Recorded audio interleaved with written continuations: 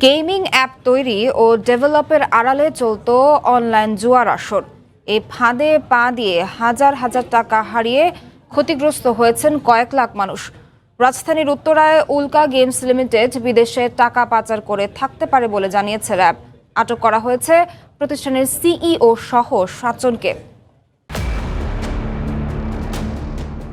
হালামলে games development বা online game তৈরি একটি উদীয়মান ক্ষেত্র। সারা বিশ্বের মতো বাংলাদেশেও বহু তরুণ এই কাজে নিয়োজিত।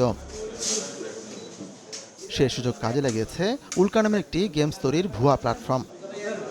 গেমস তৈরির আড়ালে কোম্পানিটি জুয়ার আসর বসাতো। তাদের ফাঁদে পা দিয়ে হাজার হাজার টাকা বিনিয়োগ করে জুয়ার আসরে মাতত বহু মানুষ। অ্যাকচুয়ালি বাংলাদেশে বিশ্বের অনেক দেশে কিন্তু অনলাইন জুয়ার অনুমোদন রয়েছে, বাট বাংলাদেশে কোনো অনলাইন জুয়ার কোনো অনুমোদন নাই। অনলাইন গেমসের কথা বলে তারা অনলাইন জুয়ার কার্যক্রম পরিচালনা করে আসছিল, সো এটা একটা অপরাধ। মানি লন্ডারিংয়ের যে বিষয়টি আছে এটা জানেন যে আপনারা তদন্তের বিষয় রয়েছে, এবং এইটার সম্পর্কে তদন্ত কিন্তু বেশ আগে থেকেই শুরু হয়েছে। আপনারা জানেন যে অন্য একটি আইন প্রয়োগকারী সংস্থা একজন এজেন্টকে গ্রেফতার করেছিল।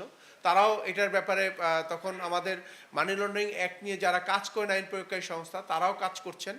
এখানে আমি যেটা বলেছি যে তাদেরকে প্রাথমিক জিজ্ঞাসাবাদে তাদের যেই ইনকাম, যেটা কোম্পানি লেভেল থেকে বলা হচ্ছে যে চিপস বিক্রি বা ভার্চুয়াল কয়েন বিক্রির যে ইনকাম, যেটা ডিস্ট্রিবিউটর লেভেলে তারা যে ইনকামের কথা বলছে সেটার সাথে সম্পূর্ণভাবে অসামঞ্জস্য। এবং যেটা বলেছি যে বেশ কিছু পরিমাণ অর্থ তাদের অ্যাকাউন্টে রয়েছে যেটি তারা কোনো একটি কারণে হয়তো শিফট করতে পারছে না। সো এই মানি লন্ডারিং ইস্যুগুলো সেটা পরবর্তীতে তদন্তে বের হয়ে আসবে। শুধু তাই নয়, সেই আসরে কোম্পানির পক্ষ থেকে একজন খেলোয়াড় রাখা হতো, যে কারণে প্রায় সব খেলোয়াড়ই পরাজিত হতেন। কোম্পানিটি বিদেশে টাকা পাচার করে থাকতে পারে বলে জানিয়েছে র্যাব। রাকিব নামে একজনকে গ্রেফতার করেছি, যিনি রাকিবুল ইসলাম, যিনি কক্সবাজারে তাদের একজন ডিলার বা লেভেল 1 ডিলার। তার বক্তব্য অনুযায়ী তিনি প্রতিদিন 2 থেকে 3 কোটি টাকা গড়ে ভার্চুয়াল চিপস তিনি বিক্রি করতেন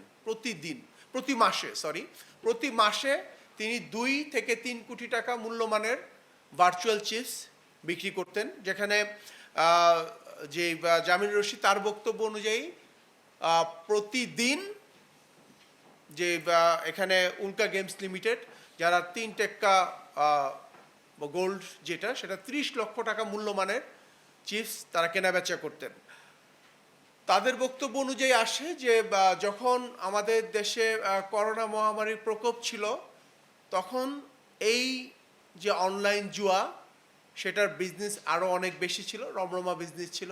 তখন তাদের সেল অনেক বেশি ছিল এবং দেশব্যাপী 13 থেকে 14 জন এরকম লেভেল 1 ডিস্ট্রিবিউটর তাদের ছিল, যেটা লেভেল 4 পর্যন্ত যেত। মানে লেভেল 1 থেকে লেভেল 2, লেভেল 3, লেভেল 4 এইভাবে তারা বিক্রি হতো। সে লেভেল 1-এ যারা ছিলেন তারা বিভিন্ন প্যাকেজে প্রতি কোটি চিপস তারা 54 টাকা মূল্যমানে কিনতেন, যেখানে তারা মাঝে মাঝে তারা স্পেশাল প্যাকেজ বা ডিসকাউন্ট পেতেন, যার মাধ্যমে এটা 46 টাকা পর্যন্ত নেমে আসতো। সোমবার র্যাবের মিডিয়া সেন্টারের সংবাদ সম্মেলনে আরও জানানো হয়, দীর্ঘ 4 বছর ধরে কোম্পানিটি এই কাজ করছিল।